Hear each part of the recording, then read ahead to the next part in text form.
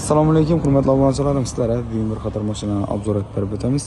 Qo'ldan kelgancha kamchiliklar bo'lsa, kommentariyada o'z fikrlaringizni bildirib qo'yasiz do'stlar. Bilan boshdan ketdik. 2023-yil ishlab chiqarilgan avtomat korobka Kubok. Krassiyasi 100% родной. Sagadisklar qo'yilgan bo'sh balonlar bilan metan gaz balon ustanib qo'ygan. Yurgan kilometrlar 56 000 kilometr yurgan. O'zini halol bosib o'tgan kilometrlari. Bahası 130 milyon so'm deb qo'ydik. Bahasini 127 milyon so'mga tushirdik do'stlar. 2023-yil. Yana ustida savdolashib kelish bosasizlar bo'ladi. Matiz 2005-yil ishlab chiqarilgan 237 000 kilometr yurgan metan gaz balon ustanib qo'ygan. Kraskasi bir qator asujit bo'lgan. Bahasi 26 milyon so'm. Ustida yana savdolashib kelish bosasizlar bo'ladi. 2010-yil ishlab chiqarilgan Matiz 157 000 kilometr yurgan metan gaz balon ustanib qo'ygan. Kraskasi bir qator kaloriyali ishlangan. H9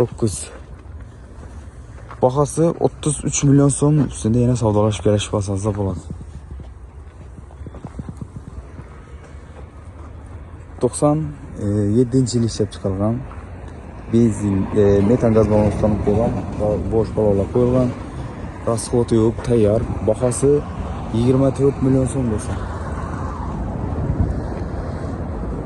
99-yil ishlab chiqarilgan metan gaz balon ustanib qo'ygan, 13lik balonlar qo'yilgan. Rasxoti yo'q, tayyor. Bahasi 16 milyon so'm do'stlar. Kim ravodchidan mazza kerak bo'lsa. Tiko 2000-yil ishlab chiqarilgan Kuzubuni mayda juda ishlari bor. Propanda bahasi 10 milyon so'm. 99-yil ishlab chiqarilgan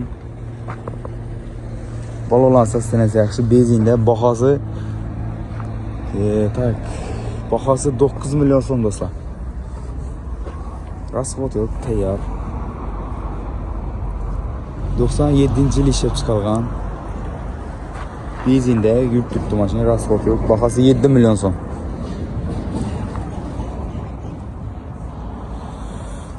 Ekranda nomerlarni qoldiramiz do'stlar. Bemalol aloqa qilib ko'rasizlar.